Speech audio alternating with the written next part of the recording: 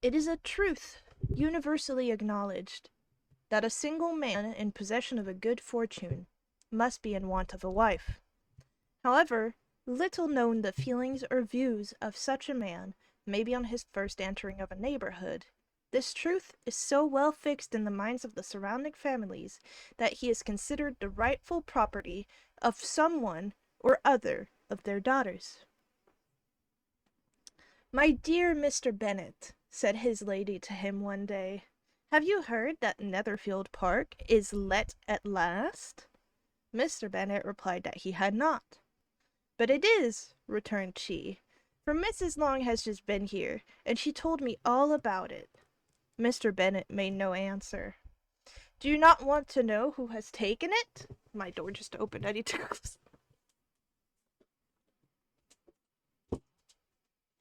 Sorry, the wind. The wind tried to open my door. "Do you not want to know who has taken it?" cried his wife impatiently. "You want to tell me, and I have no objections to hearing it." This invitation was enough.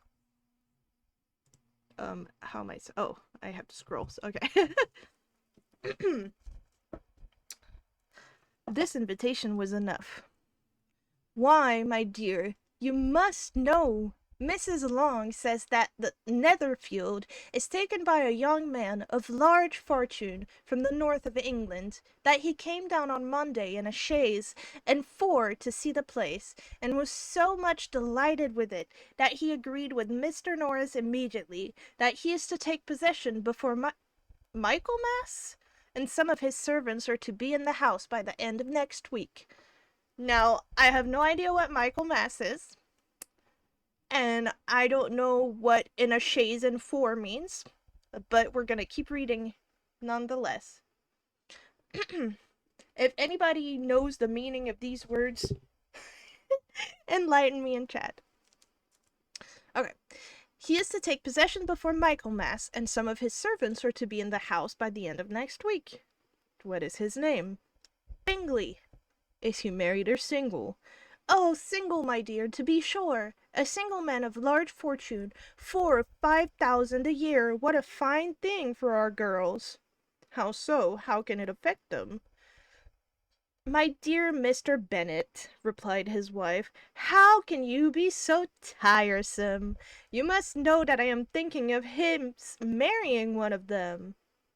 "Is that his design in settling here?" "Design? Nonsense! How can you talk so? But it is very likely that he may fall in love with one of them, and therefore you must visit him as soon as he comes." "I see no occasion for that. You and the girls may go, or you may send them by themselves, which perhaps will still be better, for as you are as handsome as any of them, Mr. Bingley may like you the best of the party." Oh, oh, that's so cute. "My dear, you flatter me. I certainly have my share of beauty, but I do not pretend to be anything extraordinary now. When a woman has 5 grown-up daughters, she ought to give over thinking of her own beauty." "In such cases, a woman has not often much beauty to think of." Oh. "But, my dear, you must indeed go and see Mr. Bingley when he comes into the neighborhood." "It is more than I engage for, I assure you." "But consider your daughters. Only think of what an establishment it would be for one of them. Sir William and Lady Lucas are determined to go merely on that account, for in general, you know, they visit no newcomers. Indeed, you must go, for it will be impossible for us to visit him if you do not." "You are over-scrupulous, surely. I dare say Mr. Bingley will be very glad to see you, and I will send a few lines by you to assure him of my hearty consent to his marrying whichever he chooses of the girls, though I must throw in a good word for my little Lizzie." "I desire you will do no such things. Lizzie is not a bit better than the other, and I am sure she is not half so handsome as Jane, nor half so good-humoured as Lydia, but you are always giving her the preference." "They have none of them much to recommend them," replied he, They are all silly and ignorant like other girls, but Lizzie has something more of quickness than her sisters. Mr. Bennet, how can you abuse your own children in such a way? Agreed, Mrs. Bennet. What a rude fucking thing to say. You take delight in vexing me. You have no compassion for my poor nerves. You mistake me, my dear. I have a high respect for your nerves. They are my old friends. I have heard you mention them with consideration these last 20 years at least. Mr. Bennet was so odd a mixture of quick parts, sarcastic humor, reserve, and caprice, that the experience of 23 years had been insufficient to make his wife understand his character. Her mind was less difficult to develop. She was a woman of mean understanding, little information, and uncertain temper. When she was discontented, she fancied herself nervous. The business of her life was to get her daughters married. Its solace was visiting and news.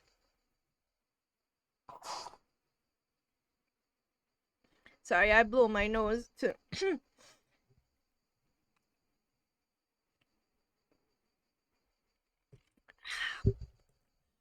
Reading! Yes, we're reading now. We just read chapter 1, so you didn't miss anything.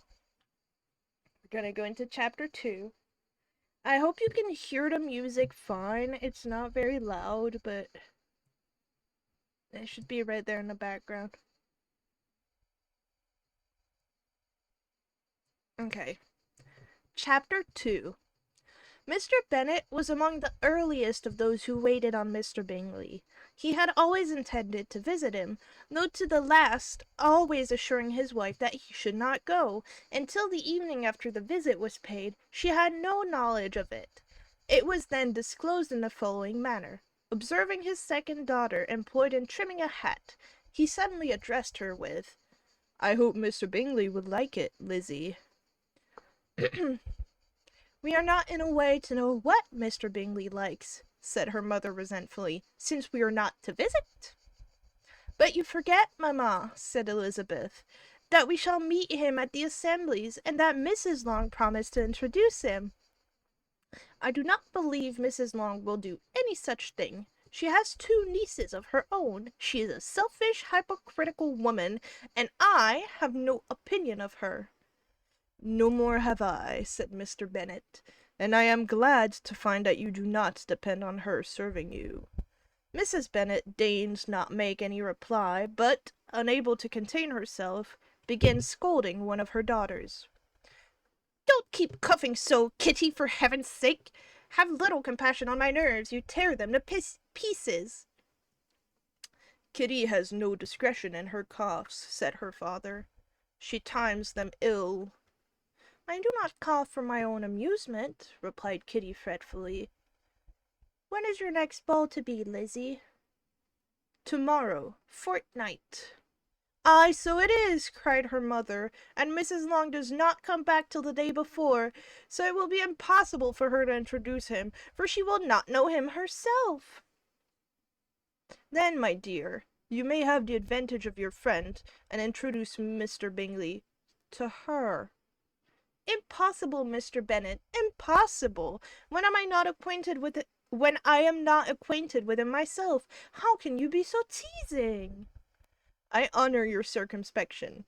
A fortnight's acquaintance is certainly very little. One cannot know what a man really is by the end of a fortnight, but if we do not venture, somebody else will, and after all, Mrs. Long and her daughters must stand their chance, and, therefore, as she will think it an act of kindness if you decline the office, I will take it on myself." The girls stared at their father. Mrs. Bennet said only, "Nonsense, nonsense!" "What can be the meaning of that emphatic explanation?" cried he. "Do you consider the forms of introduction and the stress that is laid on them as nonsense? I cannot quite agree with you there. What say you, Mary? For you are a young lady of deep reflection, I know, and read great books and make extracts." Mary wished to say something sensible, but knew not how. While Mary is adjusting her ideas, he continued, let us return to Mr. Bingley.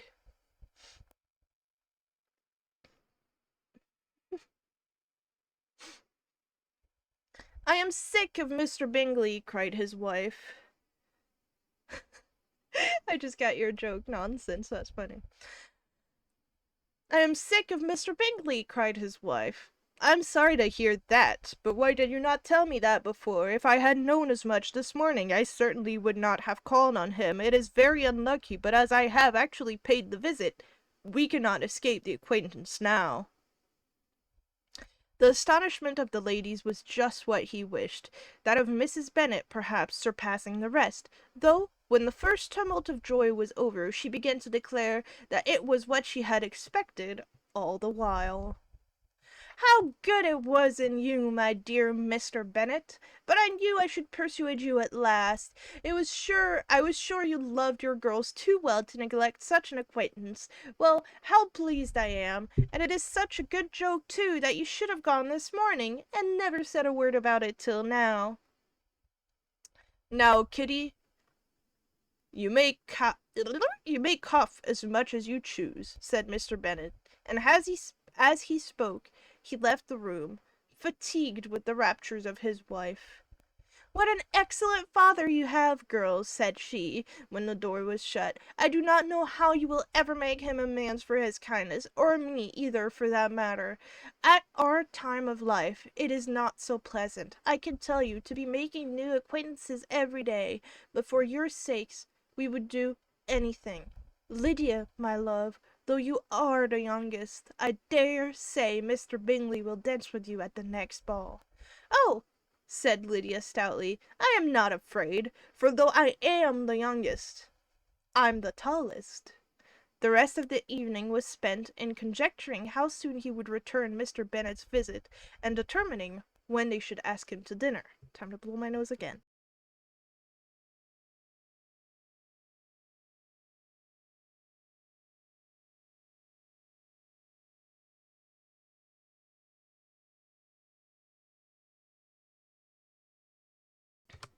Okay, sorry, let me take a sip.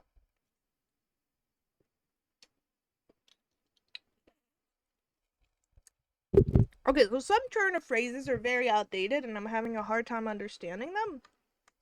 But I'm getting the rhythm of it now. Not all that Mrs. Bennet, however, with the assistance of her 5 daughters, could ask on the subject was sufficient to draw from her husband any satisfactory description of Mr. Bingley. They attacked him in various ways, with barefaced questions, ingenious supposition, and distant surmise, but he eluded the skill of them all, and they were at last obliged to accept the second-hand intelligence of their neighbour, Lady Lucas. Her report was highly favourable. Sir William had been delighted with him. He was quite young, wonderfully handsome, extremely agreeable, and to crown the whole, he meant to be at the next assembly with a large party. Nothing could be more delightful. To be fond of dancing was a certain step towards falling in love, and very lively hopes of Mr. Bingley's heart were entertained. If I can but see one of my daughters happily settled at Netherfield, said Mrs. Bennet to her husband, and all the others equally well married, I shall have nothing to wish for. In a few days Mr. Bingley returned Mr. Bennet's visit, and sat about 10 minutes with him in his library. He had entertained hopes of being admitted to a sight of the young ladies, of whose beauty he had heard much, but he saw only the father. The ladies were somewhat more fortunate, for they had the advantage of ascertaining from an upper window that he wore a blue coat and rode a black horse. An invitation to dinner was soon afterwards dispatched, and already had Mrs. Bennet planned the courses that were to do credit to her housekeeping, when an answer arrived which deferred it all. Mr. Bingley was obliged to be in town the following day, and consequently unable to accept the honour of their invitation, etc. Mrs. Bennet was quite disconcerted. She could not imagine what business he could have had in town so soon after his arrival in Hertfordshire, and she began to fear that he might always that he might be always flying about from one place to another, and never settle at Netherfield as he ought to be. Lady Lucas quieted her fears a little by starting the idea of his being gone to London, only to get a large party for the ball, and a report soon followed that Mr. Bingley was to bring 12 ladies and seven gentlemen with him to the assembly. Good Lord, I'm having a hard time pronouncing some of these things, sorry. The girls grieved over such a number of ladies, but were comforted the day before the ball by hearing that instead of 12, he brought only 6 with him from London, his 5 sisters, and a cousin, and when the party entered the assembly room, it consisted of only 5 altogether. Mr. Bingley, his 2 sisters, the husband of the eldest, and another young man. Now we know who this young man is.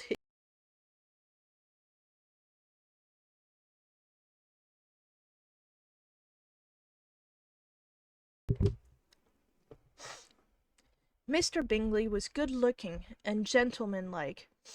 He had a pleasant countenance and easy, unaffected manners. His sisters were fine women, with an air of decided fashion.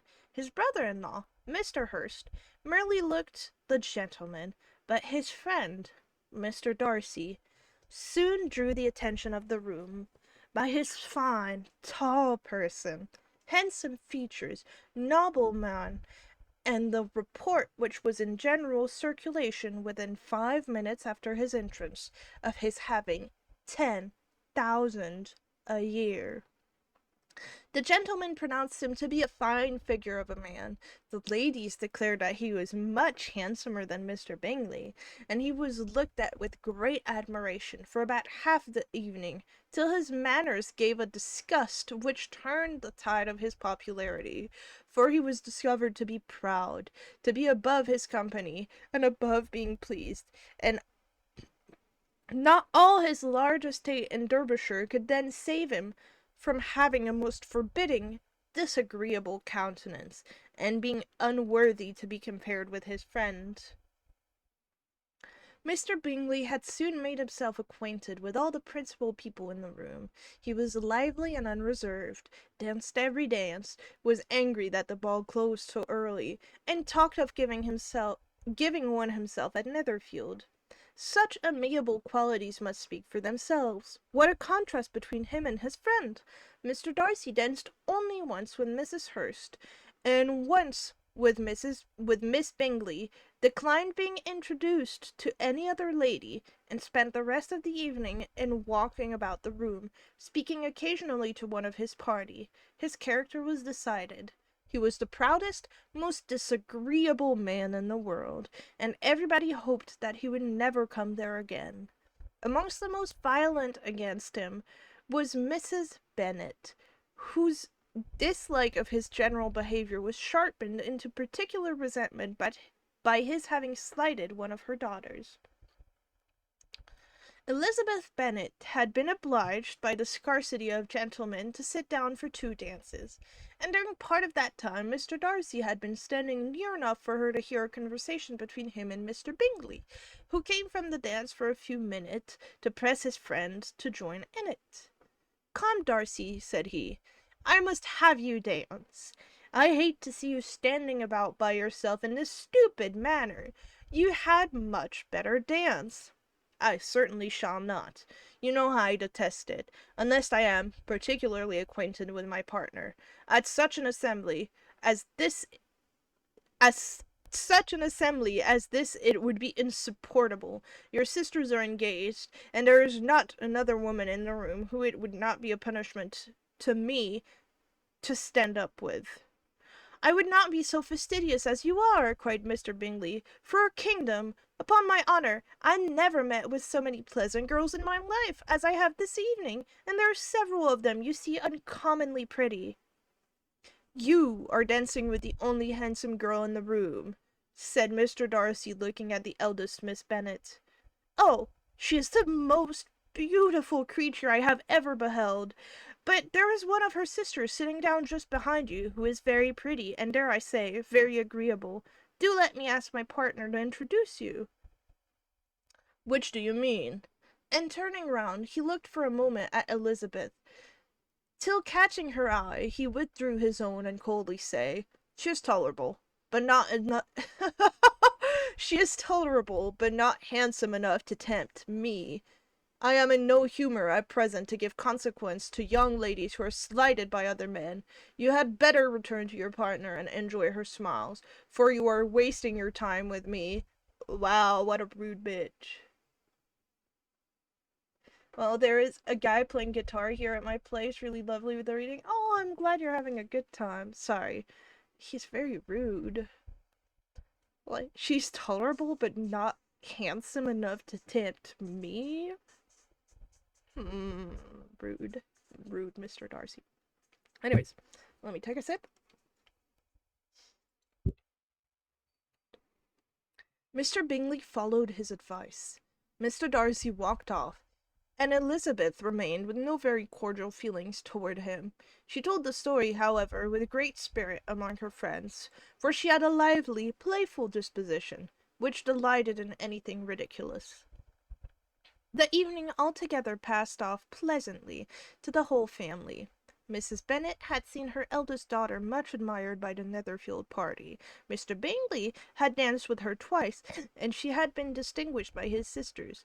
Jane was as much gratified by this as her mother could be, though in a quieter way. Elizabeth felt Jane's pleasure. Mary had heard herself mentioned to Miss Bingley as the most accomplished girl in the neighbourhood, and Catherine and Lydia had been fortunate enough never to be without partners, which was all that they had yet learned to care about at a ball. Sorry, I choked on my saliva there.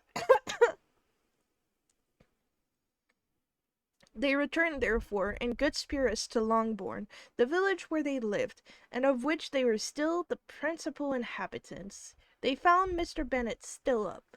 With a book he was regardless of time, and on the present occasion he had a good deal of curiosity as to the events of an evening which had raised such splendid expectations. He had rather hoped that his wife's views on the stranger would be disappointed, but he soon found that he had a different story to hear.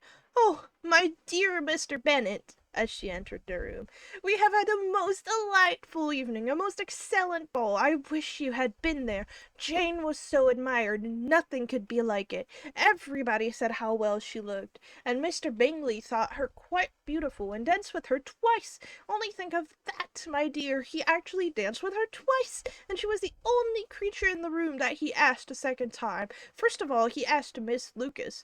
I was so vexed to see him stand up with her, but however, he did not admire her at all. Indeed, nobody can, you know, and he seemed quite struck with Jane as she was going down the dance, so he inquired who she was, and got introduced, and asked her for the two next. Then the 2 3rd he danced with Miss King, and the 2 4th with Maria Lucas, and the 2 5ths with Jane again, and the 2 6ths with Lizzie and the Boulanger. If he had any compassion for me," cried her husband impatiently, "he would not have danced half so much. For God's sake, say no more of his partners. Oh, that he had sprained his ankle in the first place." "Oh, my dear, I am quite delighted with him. He is so excessively handsome, and his sisters are charming women. I never in my life saw anything more elegant than their dresses. I dare say the lace upon Mrs. Hurst's gown—" Here she was interrupted again. Mr. Bennet protested against any description of finery. She was therefore obliged to seek another branch of the subject, and related, with much bitterness of spirit and some exaggeration, the shocking rudeness of Mr. Darcy. "But I can assure you," she added, "that Lizzie does not lose much by not suiting his fancy, for he is a most disagreeable, horrid man, not at all worth pleasing, so high and so conceited that there was no enduring him. He walked here, and he walked there, fancying himself so very great, not handsome enough to dance with. I wish you had been there, my dear, to have given him one of your set-downs. I quite detest the man." Scroll? Okay, give me a split second.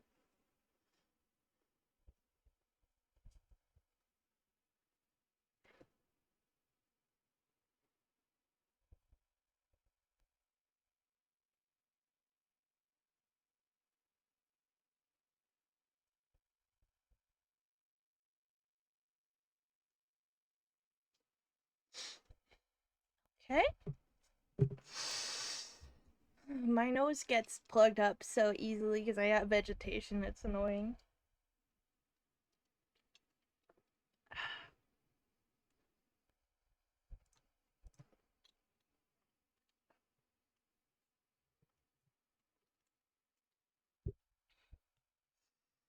Okay. When Jane and Elizabeth were alone, the former, who had been cautious in her praise of Mr. Bingley before, expressed to her sister just how very much she admired him. "He is just what a young man ought to be," said she. "Sensible, good-humoured, lively, and I never saw such happy manners, so much ease, with such perfect good breeding." "He is also handsome," replied Elizabeth, "which a young man ought likewise to be if he possibly can. His character is thereby complete." "I was very much flattered by his asking me to dance a second time. I did not expect such a compliment." "Did you not? Did not you? I did for you, but that is one of the great difference between us. Compliments always take you by surprise, and me never. What could be more natural than his asking you again? He could not help seeing that you were about 5 times as pretty as every other woman in the room. No thanks to his gallantry for that. Well, he certainly is very agreeable, and I give you leave to like him. You have liked many a stupider person." "Dear Lizzie!" "Oh, you are a great deal too apt, to like people in general. You never see a fault in anybody. All the world are good and agreeable in your eyes. I never heard you speak ill of a human being before in your life." "And I would not wish to be hasty in censuring anyone, but I always speak what I think." "I know you do. And it is that which makes the wonder with your good senses to be so honestly blind to the follies and nonsense of others. Affectation of candor is common enough. One meets with it everywhere. Sorry. But to be candid without ostentation or design, to take the good of everybody's character, and make it still better, and say nothing of the bad, belongs to you alone. And so, you like this man's sisters too, do you? Their manners are not equal to his." "Certainly not, at first, but they are very pleasing women when you converse with them.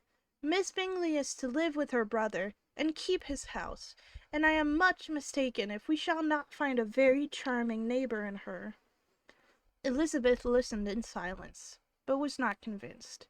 Their behaviour at the assembly had not been calculated to please in general, and with more quickness of observation, and less pliancy of temper than her sister, and with a judgment too unassailed by any attention to herself, she was very little disposed to approve of them. They were in fact very fine ladies, not deficient in good humour when they were pleased, nor in the power of making themselves agreeable when they chose it, but proud and conceited. They were rather handsome, had been educated in one of the first private seminaries in town, had a fortune of £20,000, were in the habit of spending more than they ought, and of associating with people of rank, and were therefore, in every respect, entitled to think well of themselves, and meanly of others. They were of respectable family in the north of England, a circumstance more deeply impressed on their memory than that of their brother's fortune, and their own had been acquired by trade. Trade. No, no, no, no, we're not making this French reading. I'm not reading this in a French accent. I don't think I can do that. I really don't think I can do it without struggling big time.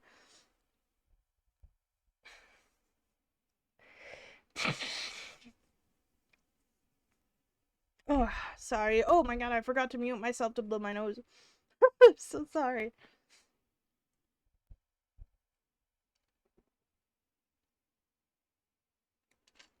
Alright, fine, not French reading. Thank you for sparing me nonsense. I mean, I think I could do it, but I would struggle like crazy.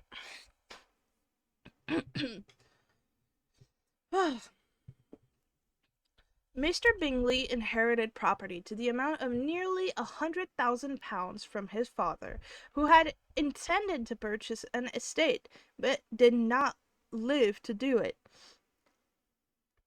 I hate that my nose is always...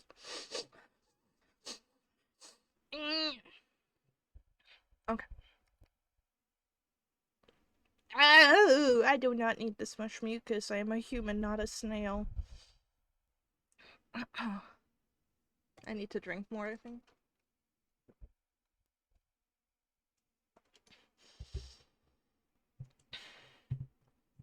Mr. Bingley inherited property to the amount of nearly £100,000 from his father, who had intended to purchase an estate, but did not live to do it. Mr. Bingley intended it likewise, and sometimes made choices of his county, but as he was now provided with a good house and the liberty of a manor, it was doubtful to many of those who best knew the easiness of his temper whether he might not spend the remainder of his days at Netherfield, and leave the next generation to purchase. His sisters were anxious for his having an estate of his own, but though he was now only established as a tenant, Miss Bingley was by no means unwilling to preside at his table, nor was Mrs. Hurst, who had married a man of more fashion than fortune, less disposed to consider his house at her home when it suited her. Mr. Bingley had not been of age 2 years when he was tempted by an accidental recommendation to look at Netherfield House. He did look at it, and into it for half an hour, was pleased with the situation and the principal rooms, satisfied with what the owner said in its praise, and took it immediately. Ooh, my eyebrows so itchy. Between him and Darcy there was a very steady friendship, in spite of great opposition of character. Oh, sorry. For some reason it zoomed out a little bit.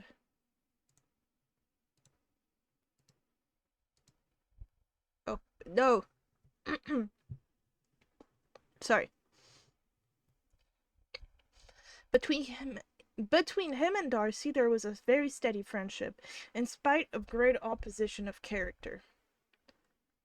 Bingley was endeared to Darcy by the easiness, openness, and ductility of his temper, though no disposition could offer a greater contrast to his own, and though with his own he never appeared dissatisfied. On the strength of Darcy's regard, Bingley had the firmest reliance, and of his judgment the highest opinion. In understanding, Darcy was the superior. Bingley was by no means deficient, but Darcy was clever.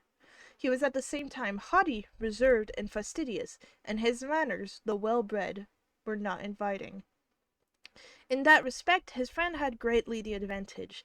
Bingley was sure of being liked wherever he appeared. Darcy was continually giving offence. The manner in which they spoke of the Meryton assembly was sufficiently characteristic. Bingley had never met with more pleasant people or prettier girls in his life. Everybody had been most kind and attentive to him. There had been no formality, no stiffness. He had soon felt acquainted with all the room, and as to Miss Bennet, he could not conceive an angel more beautiful. Darcy, on the contrary, had seen a collection of people in whom there was little beauty and no fashion, for none of whom he had felt the smallest interest, and from none received either attention or pleasure. Miss Bennet he acknowledged to be pretty, but she smiled too much. Mrs. Hurst and her sisters allowed it to be so, but still they admired her, and liked her, and pronounced her to be a sweet girl, and one of whom they would not object to know more of. Miss Bennet was therefore established as a sweet girl, and their brother felt authorized by such commendation to think of her as he chose. Ooh, that's so romantic. I mean, normal words. Okay, let me take one more sip.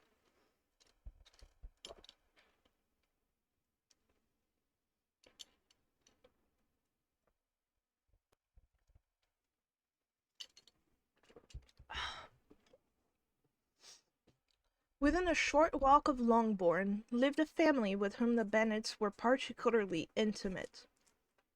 Sir William Lucas had been formerly in trade with Meryton, where he had made a tolerable fortune, and risen to the honour of knighthood by an address to the king during his mayoralty. The distinction had perhaps been felt too strongly. It had given him a disgust to his business and to his residence in a small market town, and, in quitting them both, he had removed with his family to a house about a mile from Meryton, denominated from that period Lucas Lodge, where he could think with pleasure of his own importance, and, unshackled by business, occupy himself solely in being civil to all the world. For, though elated by his rank, it did not render him supercilious. On the contrary, he was all attention to everybody. By nature inoffensive, friendly, and obliging, his presentation at St. James had made him courteous. Lady Lucas was a very good, kind woman. Lady Lucas was a very good, kind of woman, not too clever to be valuable neighbor to Mrs. Bennet. They had several children, the eldest of them a sensible, intelligent young woman, about 27, was Elizabeth's intimate friend. That the Miss Lucases and the Miss Bennets should meet to talk over a ball was absolutely necessary, and the morning after the assembly brought... Oh my god, I'm really struggling here. I'm so sorry.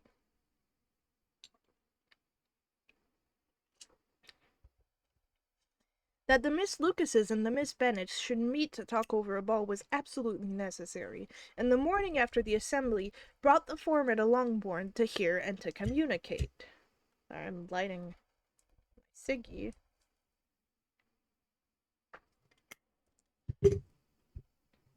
You began the evening well, Charlotte, says Mrs. Bennet with a civil self-command voice to Miss Lucas.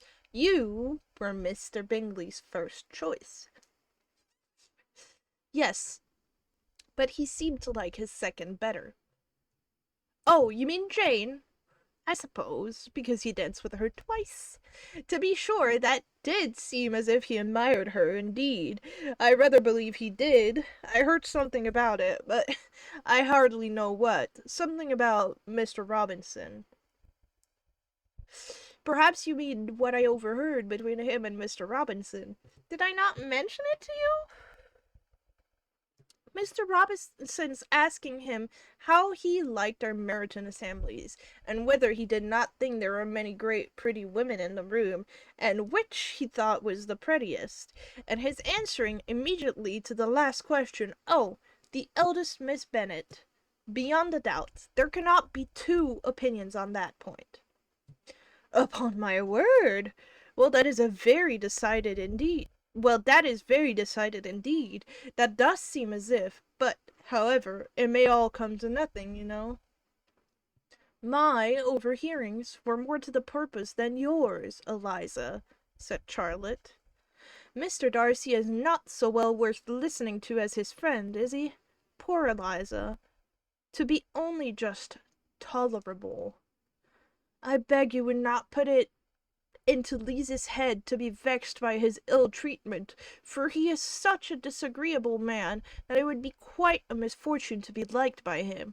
Mrs. Long told me last night that he sat close to her for half an hour, without once opening his lips. Are you quite sure, ma'am? Is not there a little mistake? Said Jane. I certainly saw Mr. Darcy speaking to her. I? Because she asked him at last how he liked Netherfield, and he could not help answering her. But she said he seemed quite angry to be spoke to.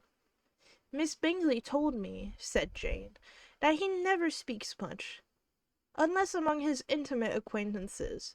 With them he is remarkably agreeable. I do not believe a word of it, my dear. If he had been so very agreeable, he would have talked to Mrs. Long. But I can guess how it was. Everybody says that he is... Everybody says that he is eat up with pride, and I dare say he had heard somehow that Mrs. Long does not keep a carriage, and had come to the ball in a hack chaise. I do not mind his talking to Mrs. Long. I do not mind his not talking to Mrs. Long, said Miss Lucas, but I wish he had danced with Eliza. Another time, Lizzie, said her mother. I would not dance with him if I were you. I believe, ma'am, I may safely promise you never to dance with him. His pride, says Miss Lucas, does not offend me so much as pride often does, because there is an excuse for it. One cannot wonder that so very fine a young man, with family, fortune, everything in his favor, should think highly of himself. If I may so express it, he has a right to be proud. That is very true, replied Elizabeth, and I could easily forgive his pride if he had not mortified mine. Pride, observed Mary, who picked herself upon the solidity of her reflections, is a very common failing, I believe. By all that I have ever read, I am convinced that it is a very common... I am convinced... Okay, I'm going to start the sentence over. Is a very common failing, I believe. By all that I have ever read, I am convinced that it is very common indeed, that human nature is particularly prone to it, and that there are very few of us who do not cherish a feeling of self-complacency on the score of some quality other, real or imaginary. Vanity and pride are different things, though the words are often used synonymous. Though the words are often used synonymously.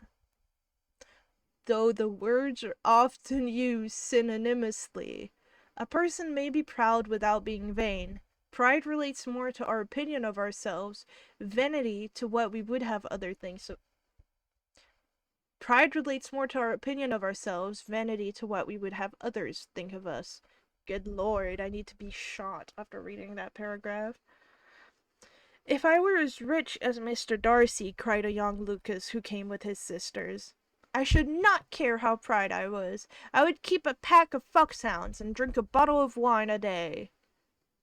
Then you would drink a great deal more than you ought, said Mrs. Bennet, and if I were to see you at it, I should take away your bottle directly. The boy protested that she should not. She continued to declare that she would, and the argument ended only with the visit.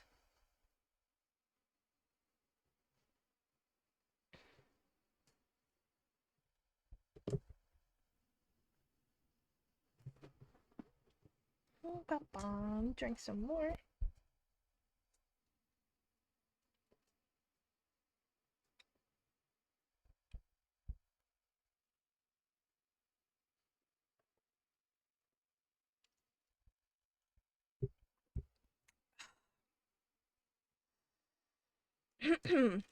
Chapter 6. The ladies of Longbourn soon waited on those of Netherfield. The visit was soon returned in due form. Miss Bennet's pleasing manners grew on the goodwill of Mrs. Hurst and Miss Bingley.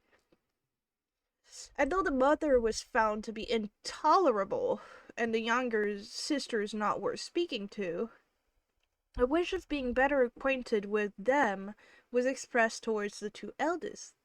By Jane this attention was received with the greatest pleasure, but Elizabeth still saw superciliousness. Sorry, 1 sec.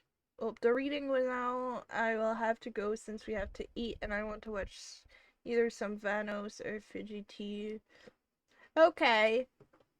Well, I don't know who those people are, but bye. Thank you for stopping by. It was fun to have you here. I hope you enjoyed some Pride and Prejudice with me. Have fun on your holiday.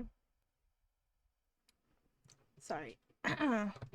Thank you. I'm gonna keep reading this until I get tired of it.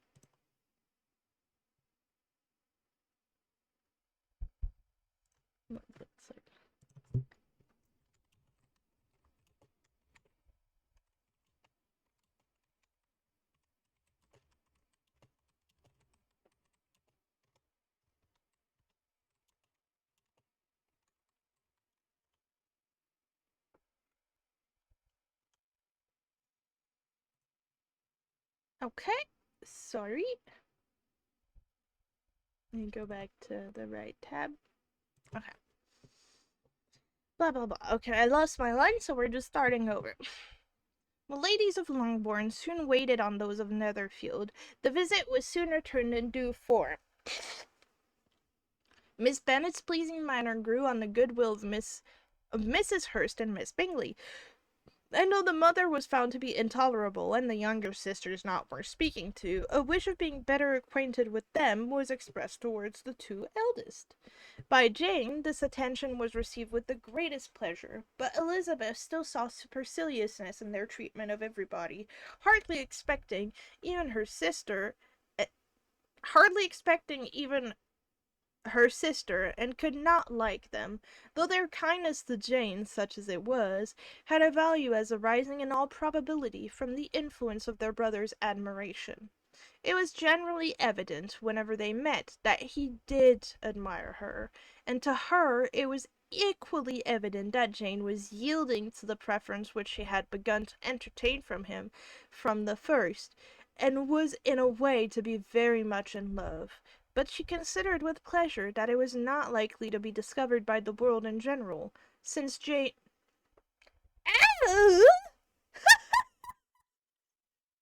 Oh, the absolute jump scare! Oh my god. Thank you so much, Livy. Oh my god. You're being so generous to me today. I appreciate you so much. Thank you so much. right when I wasn't stuttering. Jump scared me. I hadn't heard that sound in forever. Thank you so much for the headbands. I appreciate it. Thank you. Thank you. Oh my god. You've distracted me now. Okay, I need a sip now. I appreciate you. Thank you so much. Mm. Okay. Sorry. Oof. Oh, where was I? My line. Oh, yeah. It was generally evident, whenever they met, that he did admire her, and to her it was equally evident that Jane was yielding to the preference which she had begun to entertain from him from the first, and was in a way to be very much in love. But she considered with pleasure that it was not likely to be discovered by the world in general, since Jane united, with a great strength of feeling, a composure of temper, and a uniform cheerfulness of manner which would guard her from the suspicion of the impertinent. She mentioned this to her friend Miss Lucas. "It may perhaps be pleasant," replied Charlotte, "to be able to impose on the public in such a case, but it is sometimes a disadvantage to be so very guarded. If a woman conceals her affection with the same skill from the object of it, she may lose the opportunity of fixing him, and it will then be but poor consolation to believe the world equally in the dark. There is so much of gratitude or vanity in almost every attachment, that it is not safe to leave any to itself. We can all begin freely. A slight preference is natural enough, but there are very few of us who have heart enough to be really in love without encouragement. In 9 cases out of 10, a woman better show more affection than she feels. Bingley likes her sister undoubtedly, but he may never do more than like her if she does not help him on. She's spitting bars right there, because she's fucking right. You all do not even know how much I had to flirt with my husband for him to realize I liked him. Like, unbelievable. I told him I liked him and I wanted to go on dates, and bro thought I meant as friends. Like, oh. Anyway, sorry. Yeah, I want to go on a date as friends. Who the fuck?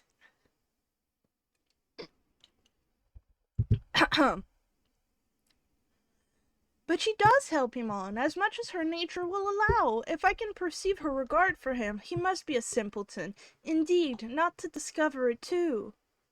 Remember, Eliza, that he does not know Jane's disposition as you do.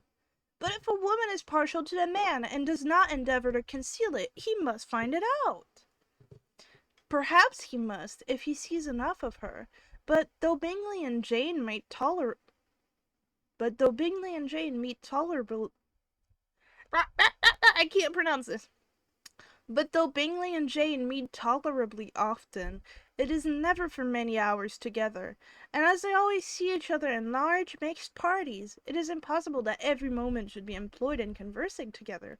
Jane should therefore make the most of every half hour in which she can command his attention.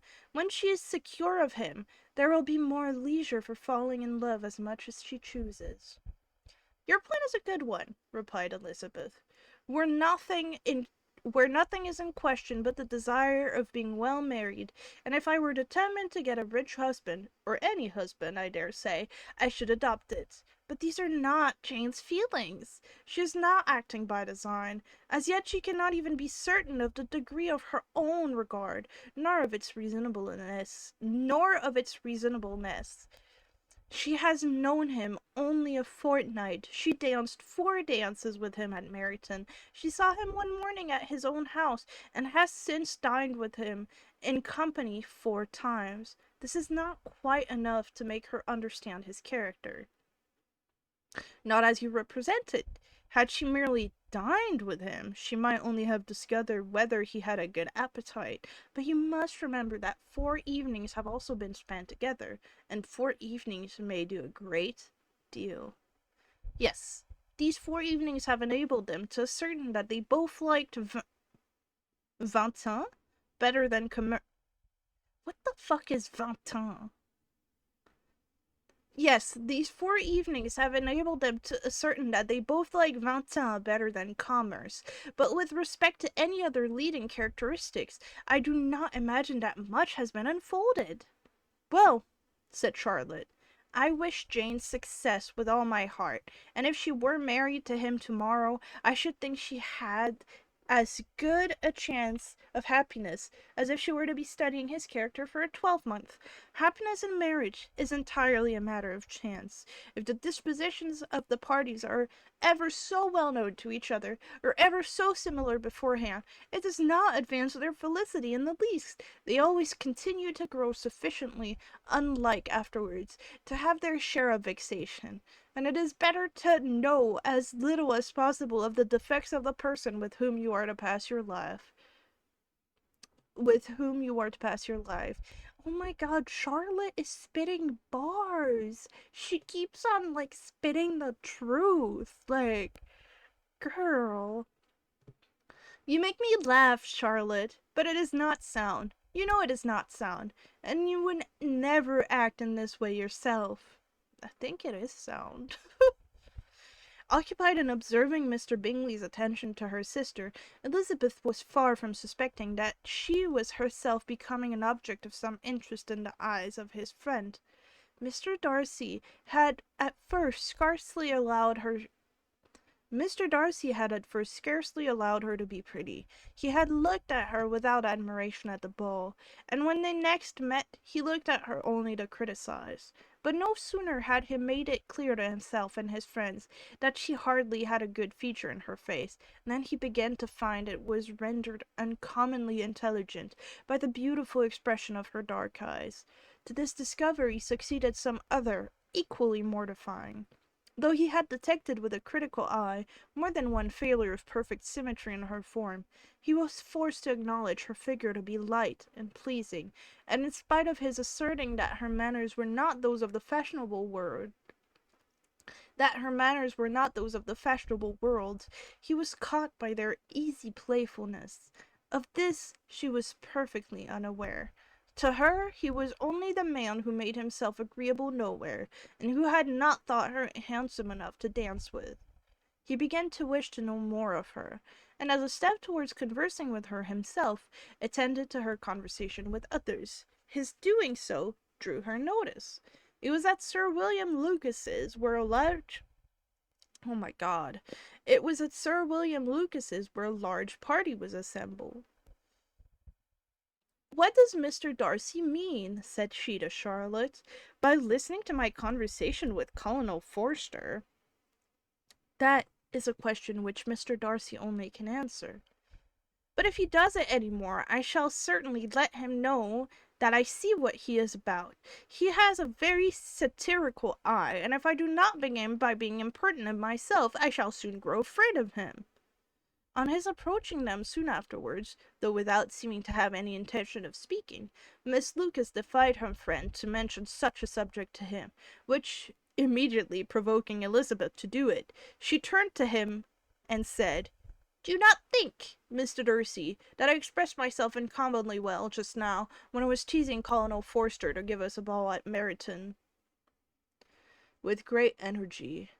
But it is always a subject which makes a lady energetic. You are severe on us." "It will be her turn soon to be teased," said Miss Lucas. "I'm going to open the instrument, Eliza, and you know what follows."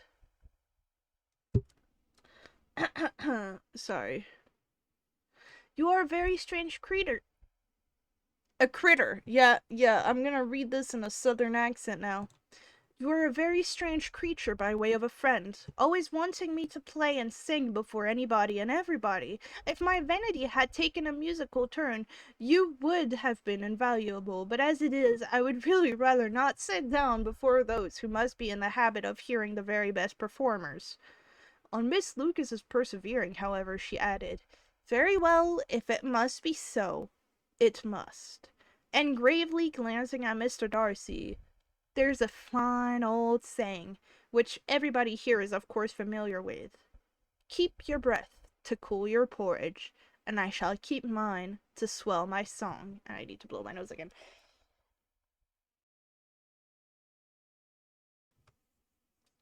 Okay. Her performance was pleasing, though by no means capital. After a song or two, and before she could reply to the entreaties of several that she would sing again, she was eagerly succeeded at the instrument by her sister Mary, who, having, in consequence of being the only plain one in the family, worked so hard for knowledge and accomplishments, was always impatient for display. Mary had neither genius nor taste, and though vanity had given her application, it had given her likewise a pedantic air and conceited manner, which would have injured a higher degree of excellence than she had reached. Elizabeth, easy and unaffected, had been listened to with much more pleasure, though not playing half so well, and Mary, at the end of a long concerto, was glad to purchase praise and gratitude by Scotch and Irish airs at the request of her younger sisters, who, with some of the Lucases and 2 or 3 officers, joined eagerly in dancing at one end of the room. Okay, I need a sip.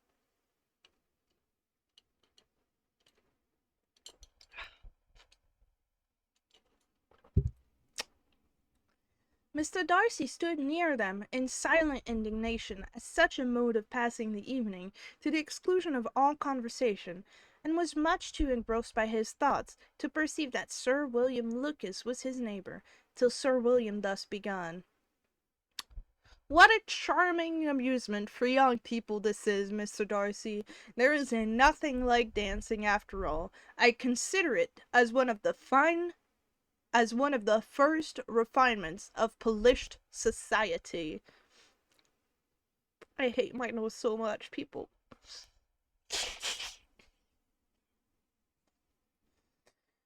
"Certainly, sir, and it has the advantage of I hate my nose! "Certainly, sir, and it has the advantages also of being in vogue among the less polished society." Oh my god, my nose keeps being annoying. I'm going to breathe.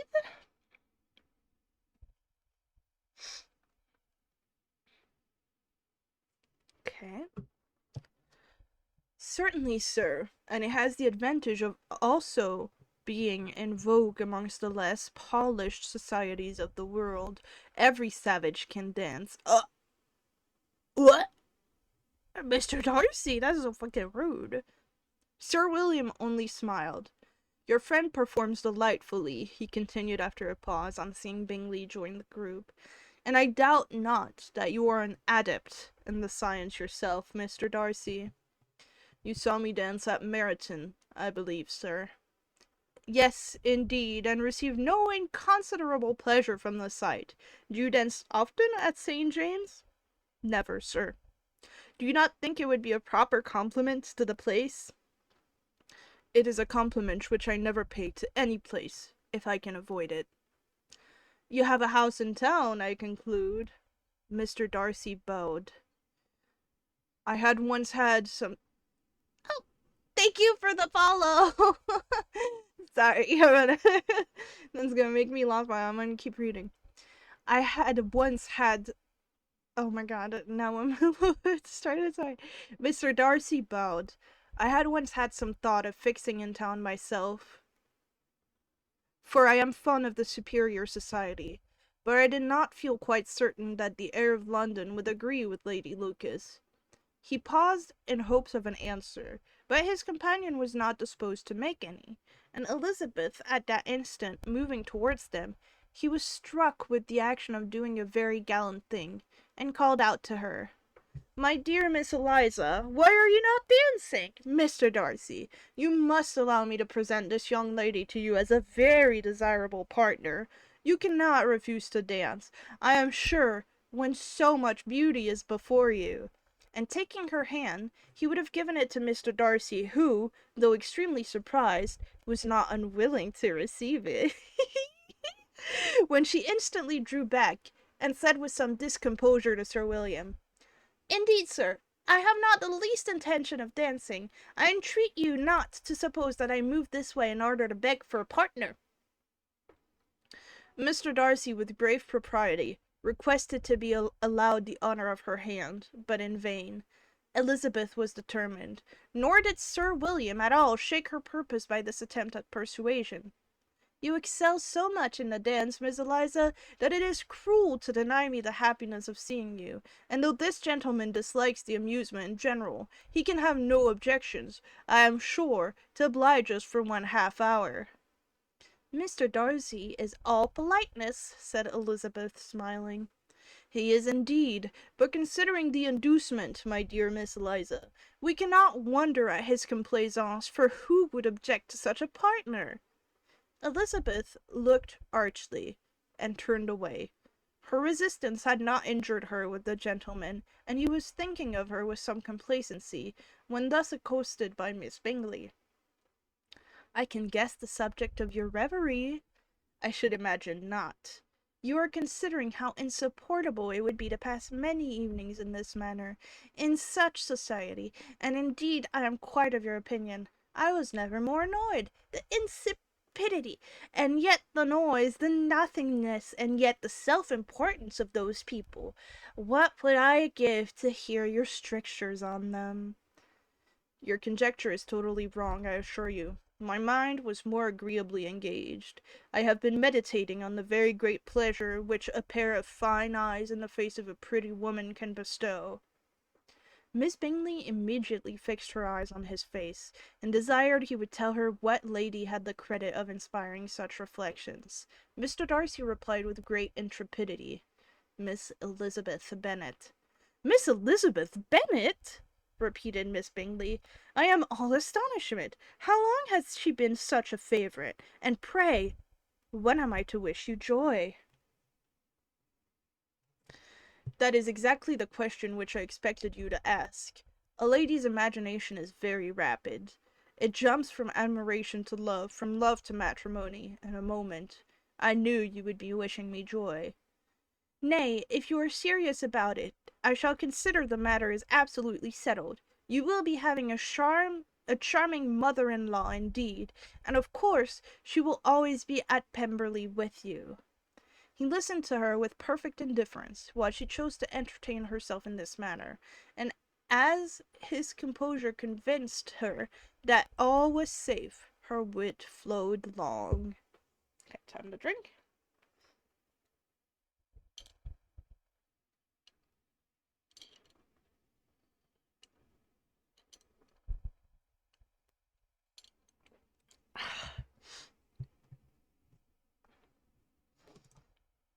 Oh my god, sorry.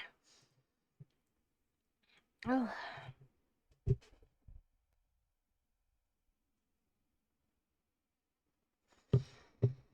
I think I need a pee break. And then after the pee break, I'll move on to chapter 7. So, you all should take a pee break as well, okay? I will be right back.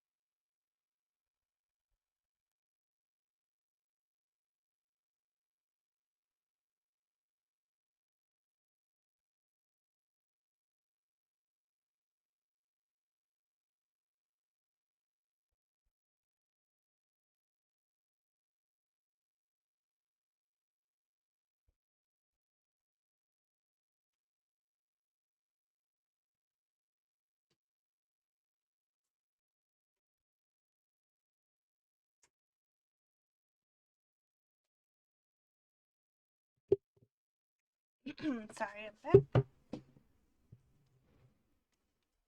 Okay. Sorry. Let me take one more sip.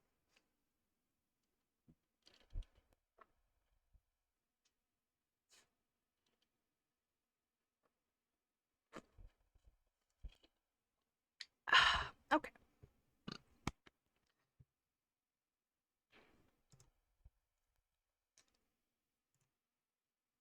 Chapter 7. Sorry, I'm just trying to swallow so that I enunciate well.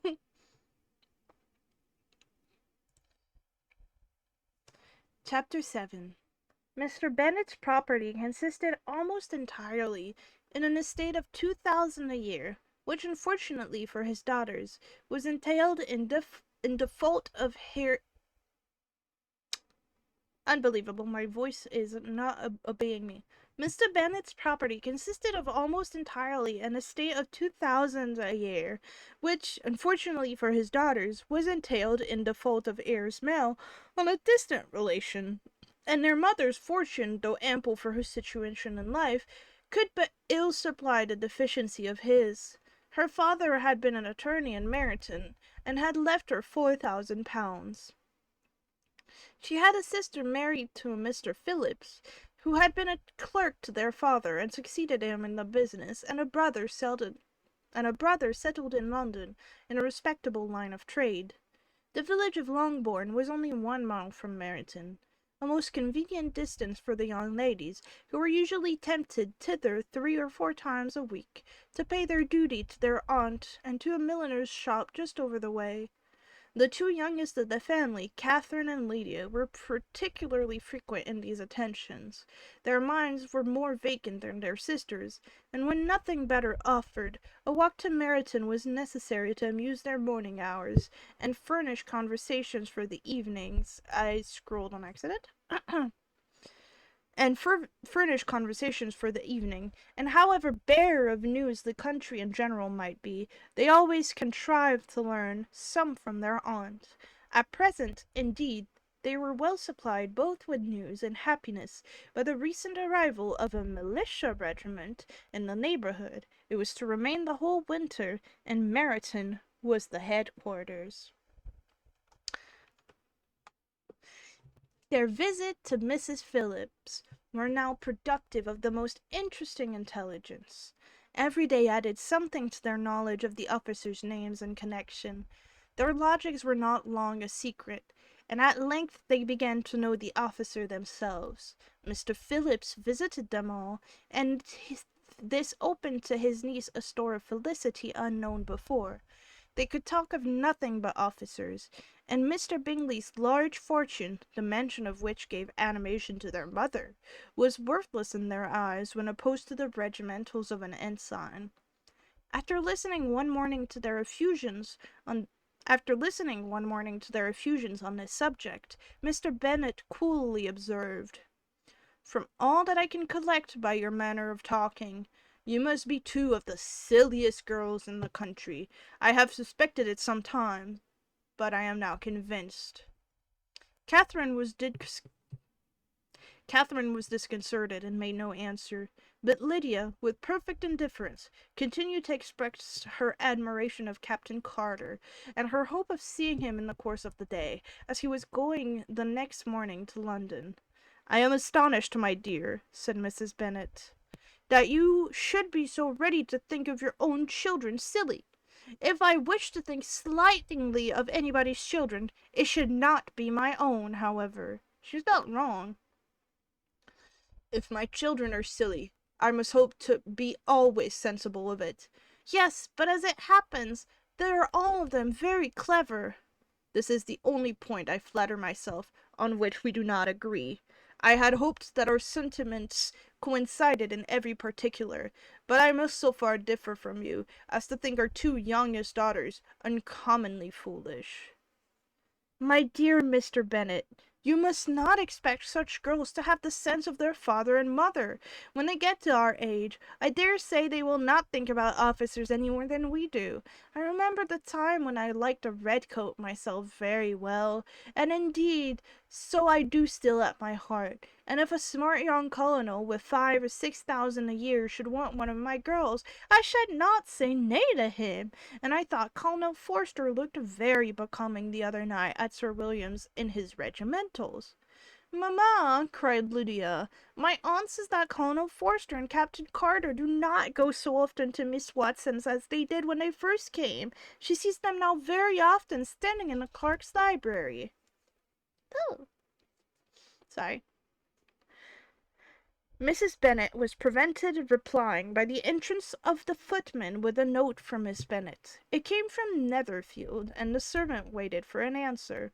Mrs. Bennet's eyes sparkled with pleasure, and she was eagerly calling out while her daughter read. "Well, Jane, who's it from? What is it about? What does he say? Well, Jane, make haste and tell us. Make haste, my love." "It is from Miss Bingley," said Jane, and then read it aloud. "My dear friend, if you are not so compassionate as to dine to-day with Louisa and me, we shall be in danger of hating each other for the rest of our lives. For a whole day's tete-a-tete between two women can never end without a quarrel. Come as soon as you can on receipt of this. My brother and the gentleman are to dine with the officers. Yours ever, Caroline Bingley." "With the officers!" cried Lydia. "I wonder my aunt did not tell us of that." "Dining out," said Mrs. Bennet. "That is very unlucky." "Can I have the carriage?" said Jane. "No, my dear, you had better go on horseback, because it seems likely to rain, and then you must stay all night." "That would be a good scheme," said Elizabeth, "if you were sure they would not offer to send her home." "Oh, but the gentleman will have Mr. Bingley's chaise to go to Meryton, and the Hursts have no horses up to the—" I can't read anymore. Somebody cut off my tongue, please.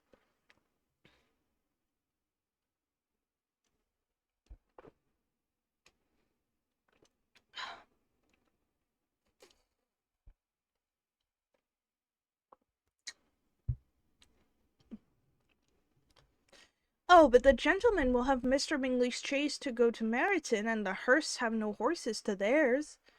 I had much rather go in the coach." "But, my dear, your father cannot spare the horses, I am sure. They're wanted in the farm, Mr. Bennet, are they not?" "They're wanted in the farm much oftener than I can get them." "But if you have got them to-day, my mother's purpose will be answered." She did at last extort from her father an acknowledgment that the horses were engaged. Jane was therefore obliged to go on horseback, and her mother attended her to the door with many cheerful prognostics of a bad day. Her hopes were answered. Jane had not been gone long before it rained hard. Her sisters were uneasy for her, but her mother was delighted. The rain continued the whole evening without intermission. Jane certainly could not come back. "This was a lucky idea of mine indeed," says Mrs. Bennet more than once, as if the credit of making it rain were all her own. Till the next morning, however, she was not aware of all the felicity of her contrivance. Breakfast was scarcely over when a servant from Netherfield brought the following note for Elizabeth. "My dearest Lizzie, I find myself very unwell this morning, which, I suppose, is to be imputed to my getting wet through yesterday. My kind friends will not hear of my returning till I am better. They insisted on my seeing Mr. Jones, therefore do not be alarmed if you should hear of his having been to me, and excepting a sore throat and headache, there is not much the matter with me. Yours, etc."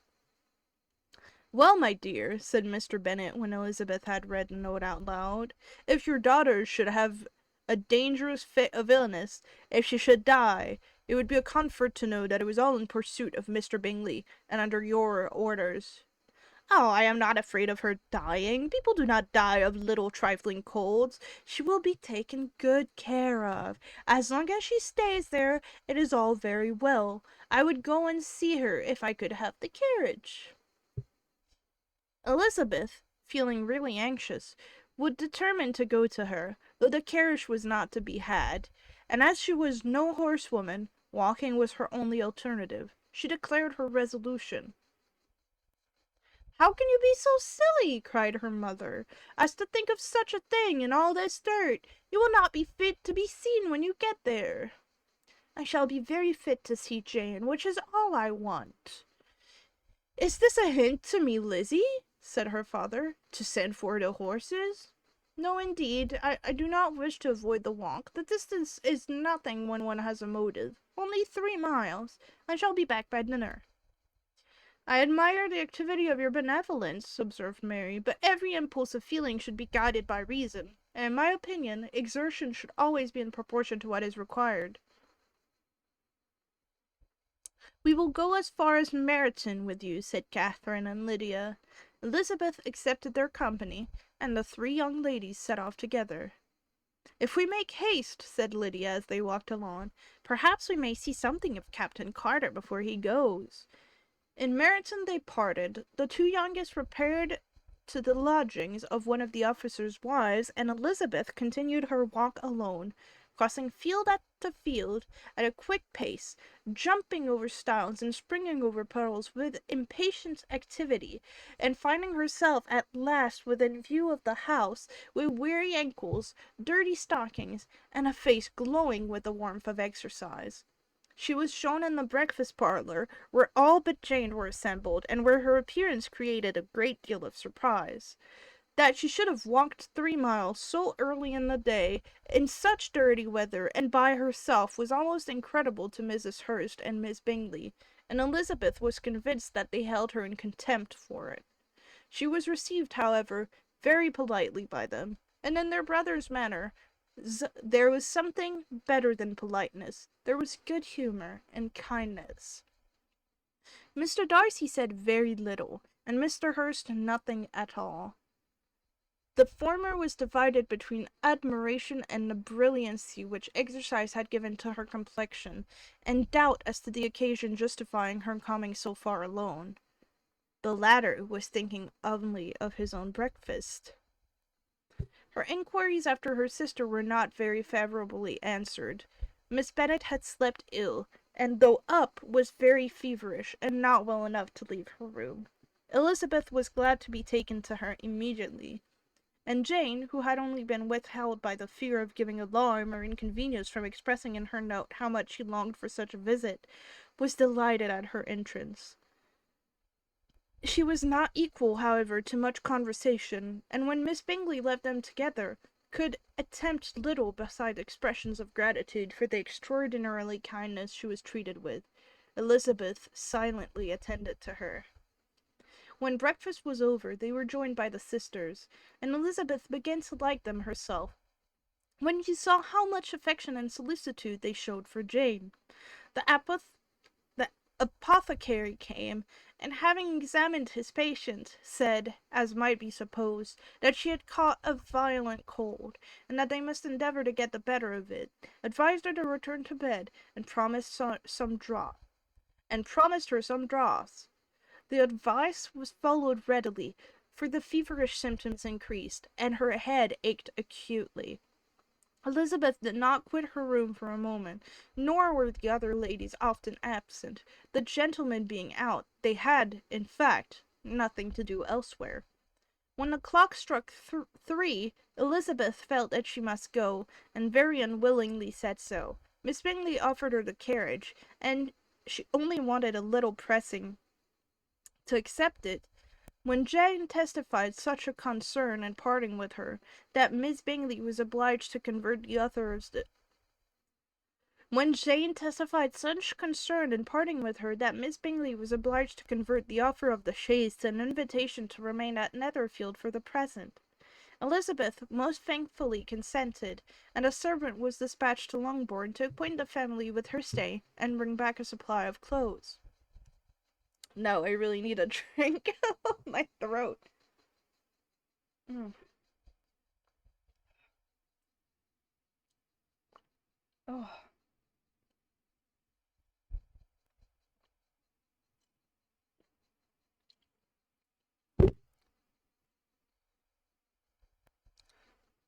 Sorry. At 5 o'clock the two ladies retired to dress, and at 6:30 Elizabeth was summoned to dinner. To the civil inquiries which then poured in, and amongst which she had the pleasure of distinguishing the most superior solicitude of Mr. Bingley's, she could not make very favourable answer. Jane was by no means better. The sisters, on hearing this, repeated 3 or 4 times how much they were grieved, how shocking it was to have a bad cold, and how excessively they disliked being ill themselves, and then thought no more of the matter, and their indifference towards Jane would not immediately before them restored Elizabeth to the enjoyment of all her former dislike. Their brother, indeed, was the only one of the part whom she could regard with any complacency. His anxiety for Jane was evident, and his attention to herself most pleasing, and they prevented her feeling herself so much an intruder as she believed she was considered by the others. She had very little notice from any but him. Miss Bingley was engrossed by Mr. Darcy, her sister scarcely less so. And as for Mr. Hurst, by whom Elizabeth sat, he was an indolent man, who lived only to eat, drink, and play at cards, who, when he found her to prefer a plain dish to a ragout, had nothing to say to her. When dinner was over, she returned directly to Jane, and Miss Bingley began abusing her as soon as she was out of the room. Her manners were pronounced to be very bad indeed, a mixture of pride and impertinence. She had no conversation, no style, no beauty. Mrs. Hurst thought the same, and added, She has nothing, in short, to recommend her, but being an excellent walker, I shall never forget her appearance this morning. She really looked almost wild. Sorry, my nose is itchy.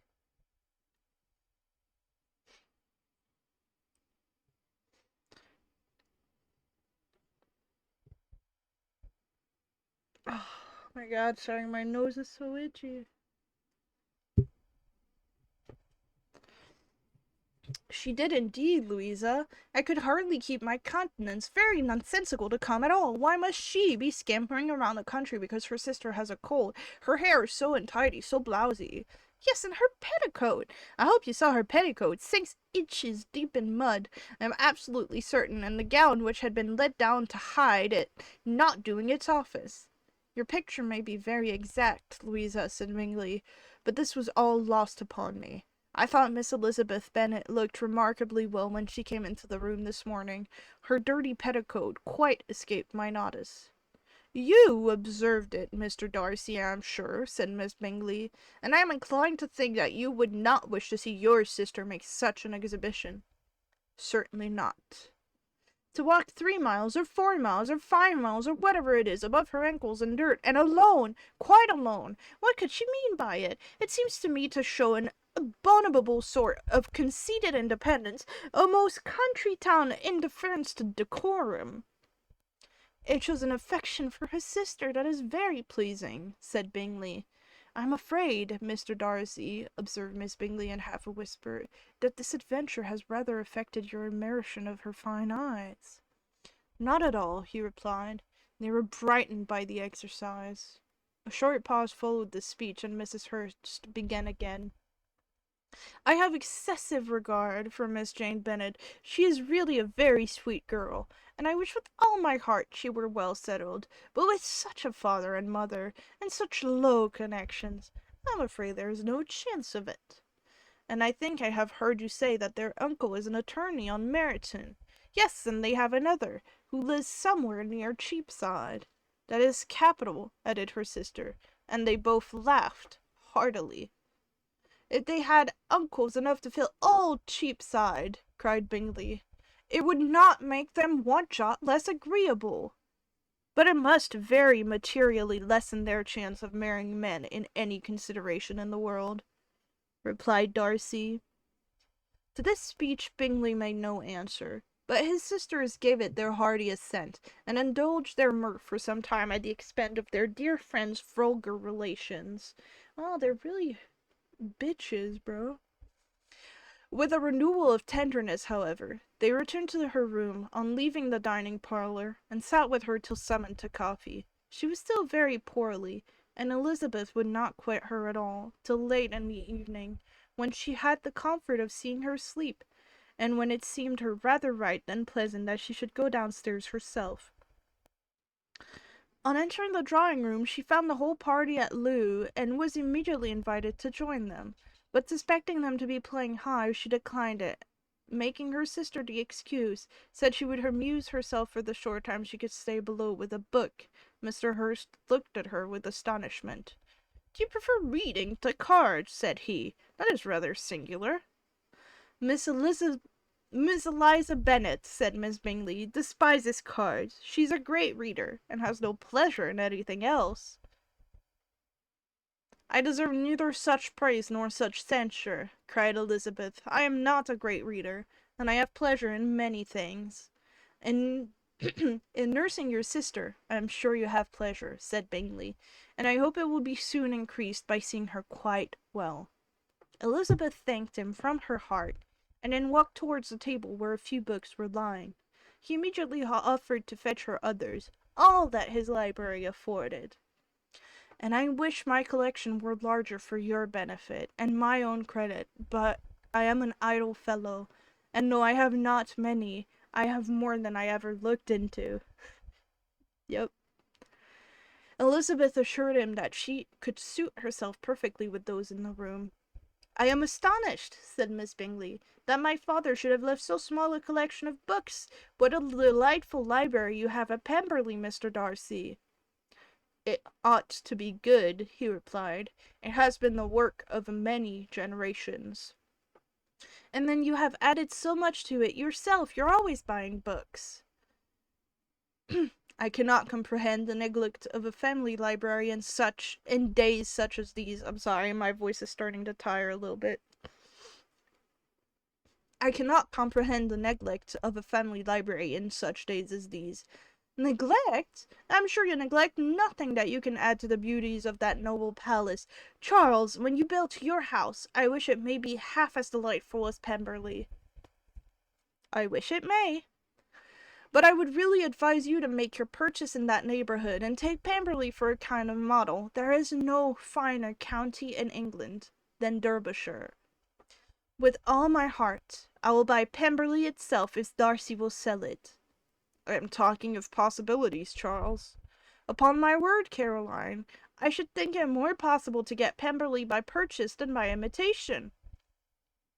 Elizabeth was so much caught with what passed as to leave her very little attention for her books, and soon laying it wholly aside, she drew near the card table, and stationed herself between Mr. Bingley and his eldest sister, to observe the game. Is Miss Darcy much grown since the spring? Said Miss Bingley. Will she be as tall as I am? I think she will. She's now about Miss Elizabeth Bennet height, or rather taller. How I long to see her again. I never met anybody who delighted me so much. Such a countenance, such manners, and so extremely accomplished for her age. Her performance on the pianoforte is exquisite. It is amazing to me, said Bingley, how young ladies can have patience to be so very accomplished as they all are. All young ladies accomplished? My dear Charles, what do you mean? Yes, all of them, I think. They all paint tables, cover screens, and net purses. I scarcely know anyone who cannot do all this, and I am sure I never heard of a young lady spoken of for the first time without being informed that she was very accomplished. Your list of the common extent of accomplishments, said Darcy, has too much truth. The word is applied to many a woman who deserves it no otherwise than by netting a purse or covering a screen, but I am far from agreeing with you in your estimations of ladies in general. I cannot boast of knowing more than half a dozen, and the whole range of my acquaintance, that are really accomplished. He gives insult energy sometimes, not gonna lie. Like, he has, like, I'm black-pilled energy. Nor I am sure, said Miss Bingley.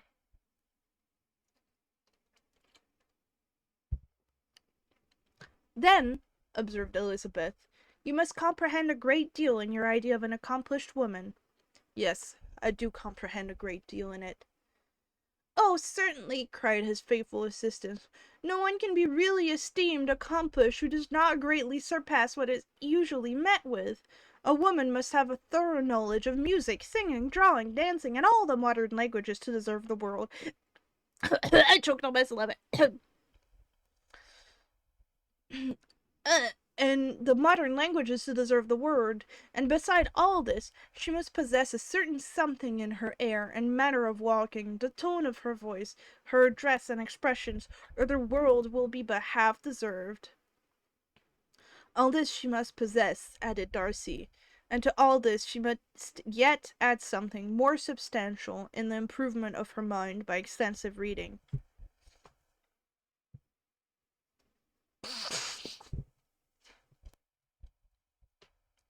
I am no longer surprised at your knowing only 6 accomplished women. I rather wonder now at your knowing any. Are you so severe upon your own sex as to doubt the possibility of all this? I never saw such a woman. I never saw such capacity and taste, and application and elegance as you describe united. Mrs. Hurst and Miss Bingley both cried out against the injustice of her implied doubt, and were both protesting that they knew many women who answered this description, when Mr. Hurst called them to order, with bitter complaints of their inattention to what was going forward. As all conversation was thereby at an end, Elizabeth soon afterward left the room. Elizabeth Bennet, said Miss Bingley, when the door was closed on her, is one of those young ladies who seek to recommend themselves to the other sex by undervaluing their own, and with many men, I dare say, it succeeds. But in my opinion, it is a paltry device, a very mean art. Wait, is she calling Elizabeth a pick-me girl? Oh my god. Some of those characters are pissing me off, I'm not gonna lie.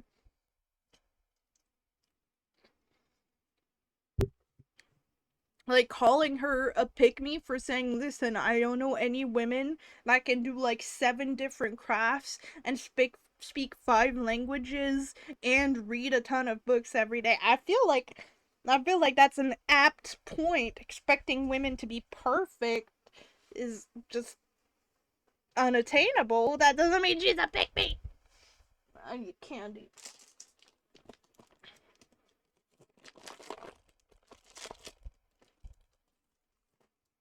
Okay, there we go.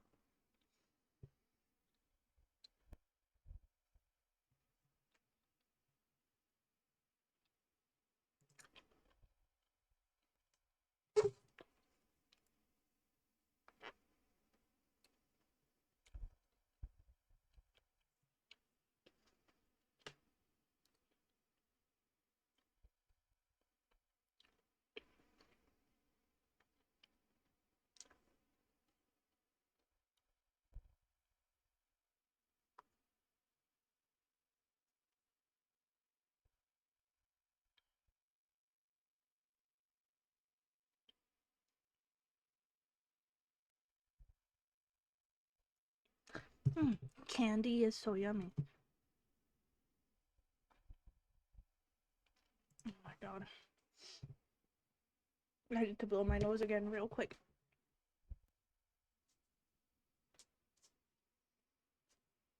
Okay.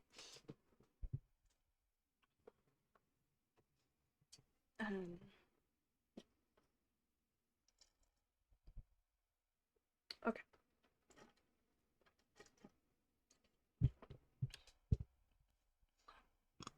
Sorry? Elizabeth Bennet, said Miss Bingley when the door was closed on her, is one of those young ladies who seek to recommend themselves to the other sex by undervaluing their own, and with many men, I dare say, it succeeds. But in my opinion, it is a paltry device, a very mean art. Undoubtedly, replied Darcy, to whom this remark was chiefly addressed. There is a meanness in all the arts, which ladies sometimes condescend to employ for captivation. Whatever bears affinity to cunning is despicable. Miss Bingley was not so entirely satisfied with this reply as to continue the subject. Elizabeth joined them again, only to say that her sister was worse, and that she could not leave her. Bingley urged Mr. Jones being sent for immediately, while his sisters, convinced that no country advice could be of any service, recommended an express to town for one of the most eminent physicians. This she would not hear of, but she was not so unwilling to comply with their brother's proposal, and it was settled that Mr. Jones would be sent for early in the morning, if Miss Bennet were not decidedly better. Bingley was quite uncomfortable. His sisters declared that they were miserable.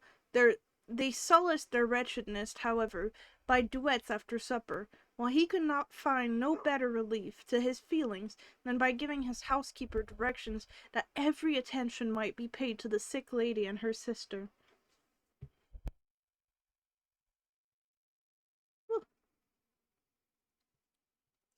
Gotta take a quick second.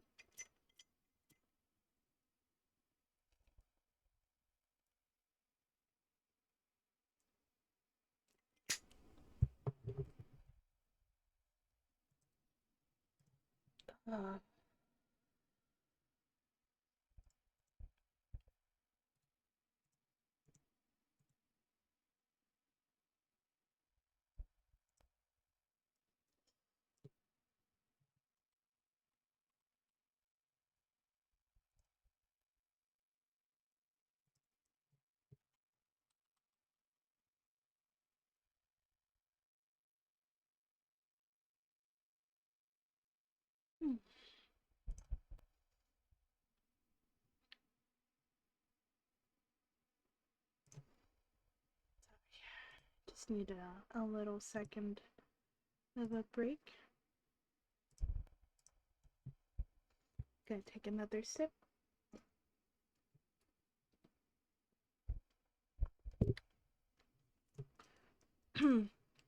Elizabeth passed the chief of the night in her sister's room, and in the morning had the pleasure of being able to send a tolerable answer to the inquiries which she was very early received from Mr. Bingley by a housemaid, and some time afterwards from the two elegant ladies who waited on his sisters. In spite of this amendment, however, she requested to have a note sent to Longbourn, desiring her mother to visit Jane, and form her own judgment of her situations. The note was immediately dispatched, and its contents as quickly complied with. Mrs. Bennet, accompanied by her two youngest girls, reached Netherfield soon after the family breakfast. Had she found Jane in any apparent danger, Mrs. Bennet would have been very miserable. But being satisfied on seeing that her illness was not alarming, she had no wish of her recovering immediately, as her restoration to health would probably remove her from Netherfield. She would not listen, therefore, to her daughter's proposal of being carried home. Neither did the apothecary, who arrived at the same time, think it at all advisable. After sitting a little while with Jane on Miss Bingley's appearance and invitation, the mother and three daughters all attended her into the breakfast parlour. Bingley met them with hopes that Mrs. Bennet had not found Miss Bennet worse than she expected.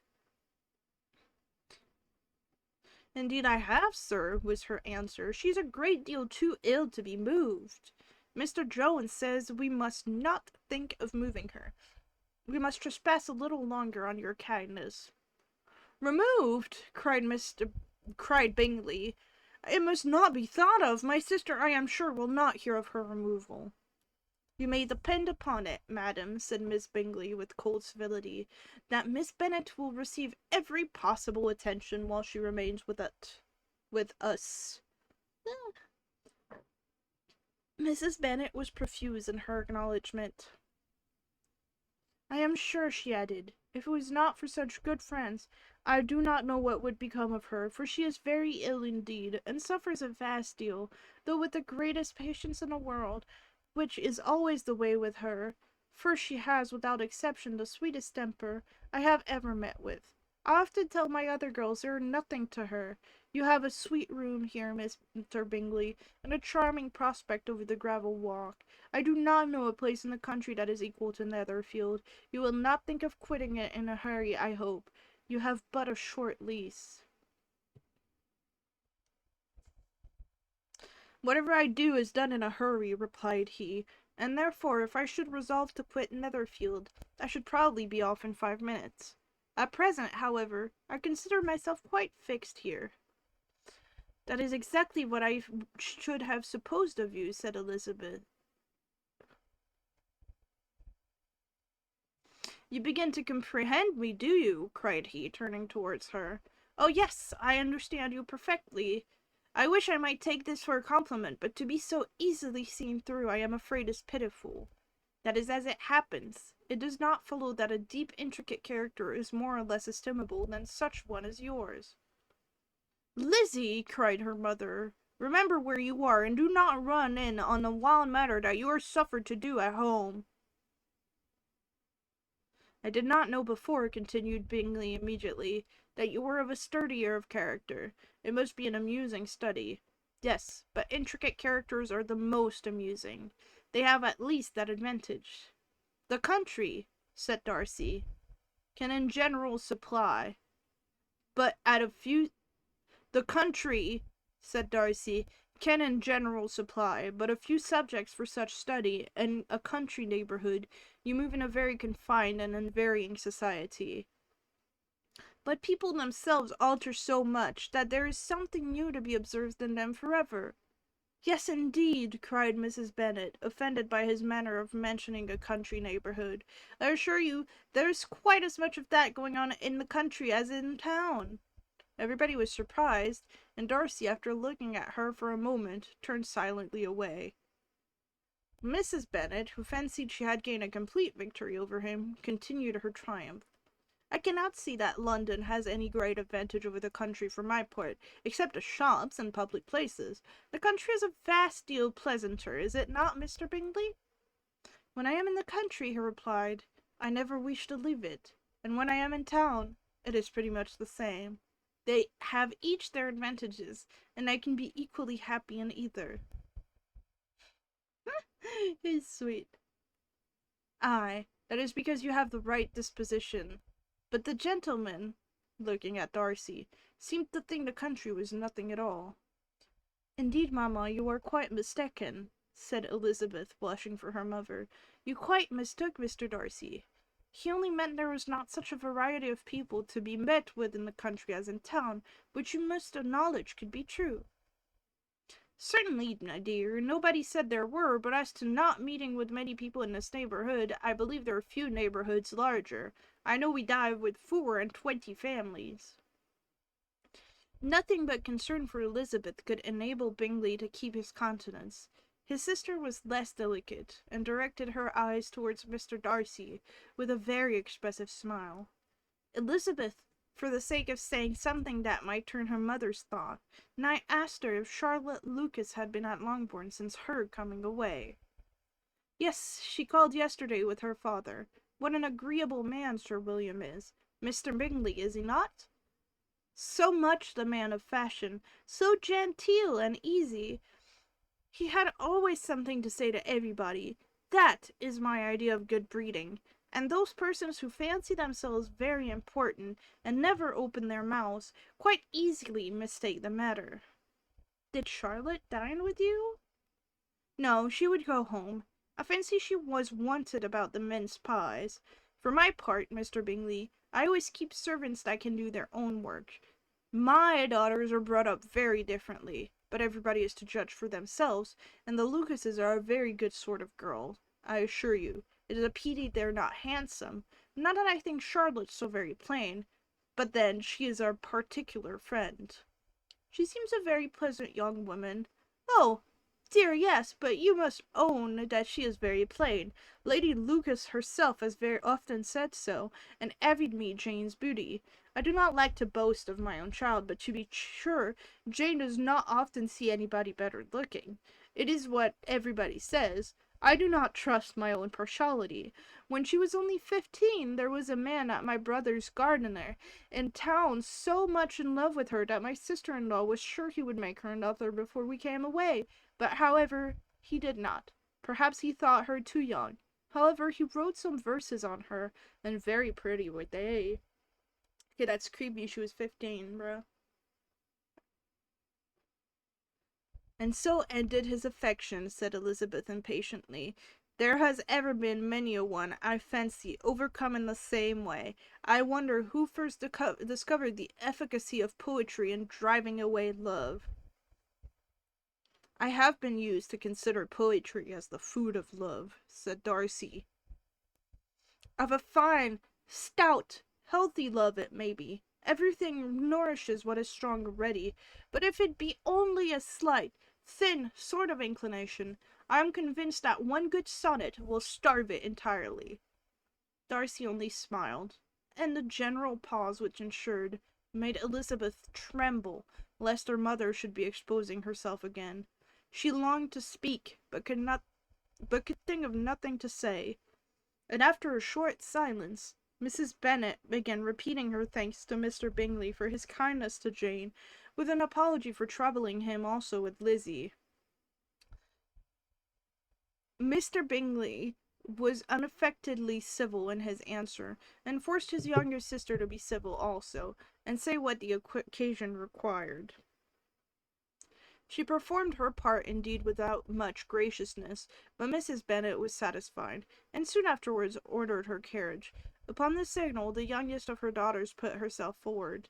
The two girls had been whispering to each other during the whole visit, and the result of it was that the youngest should tax Mr. Bingley with having promised on his first coming into the country to give a ball at Netherfield. Lydia was a stout, well-grown girl of 15, with a fine complexion and a good-humoured countenance, a favourite with her mother, whose affection had brought her into public at an early age. She had high animal spirits, and a sort of natural self-continence, which the attention of the officers to whom her uncle's good dinners and her own easy manners recommended her, had increased into assurance. She was very equal, therefore, to address Mr. Bingley on the subject of the ball, and abruptly reminded him of his promise, adding that it would be the most shameful thing in the world if he did not keep it. His answer to this sudden attack was delightful to their mother's ears. I am perfectly ready, I assure you, to keep my engagement, and when your sister is recovered, you shall, if you please, name the very day of the ball. But you would not wish to be dancing when she is ill. Lydia declared herself satisfied. Oh, yes, it would be much better to wait till Jane was well, and by that time, most likely, Captain Carton would be at Meryton again. And when you have given your ball, she added, I shall insist on their giving you one also. I shall tell Colonel Forster it would be quite a shame if it does not. Mrs. Bennet and her daughters then departed, and Elizabeth returned instantly to Jane, leaving her own and her relations' behaviours to the remark of the two ladies and Mr. Darcy, the latter of whom, however, could not be prevailed to join in their censure of her, in spite of all Miss Bingley's witticism on fine eyes.